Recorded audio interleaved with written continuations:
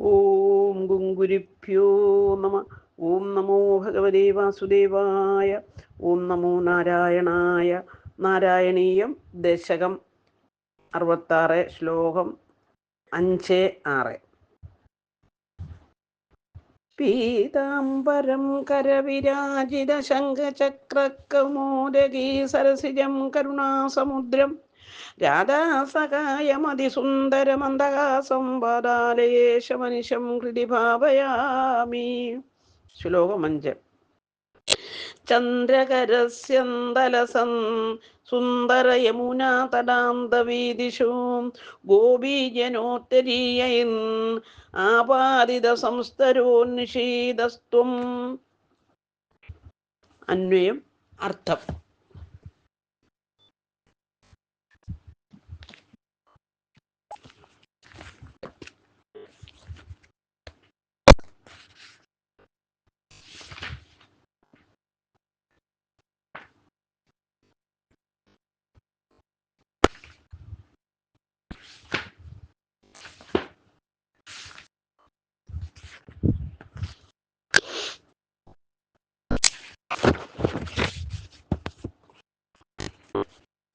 ത്വം, അങ്ങേ, ചന്ദ്രകരസ്യന്തലസത് സുന്ദര യമുനാ തടാന്ത വീതിഷു, ചന്ദ്രിക ഒഴുകി ശോഭിക്കുന്നതും സുന്ദരവുമായ യമുനാതീര വീതികളിൽ, മണൽപ്പരപ്പുകളിൽ എന്നർത്ഥം.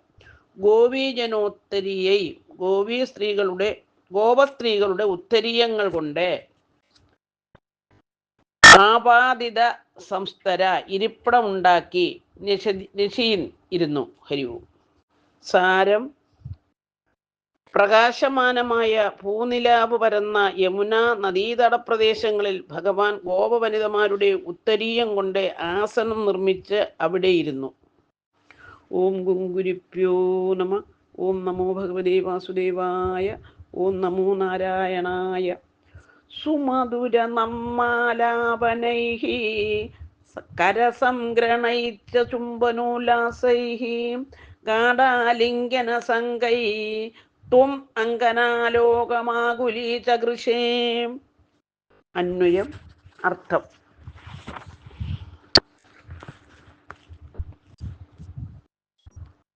ത്വം, അങ്ങേ, സുമധുര നർമാലാപനൈ, മധുരമായ നർമ്മഭാഷണം കൊണ്ടും, കരസംഗ്രഹണൈഃ, പരസ്പരം കൈകൾ കോർത്തുപിടിച്ചുകൊണ്ടും, ചുംബനോല്ലാസൈ, ചുംബനങ്ങളാകുന്ന മനോഹര ലീലകൾ കൊണ്ടും, കാടാലിംഗന സംഗൈ, ശരീരം ചേർത്ത് പിടിച്ചമർത്തിയുള്ള ആശ്ലേഷം കൊണ്ടും, അങ്കനാലോകം, ഗോപസ്ത്രീ സമൂഹത്തെ,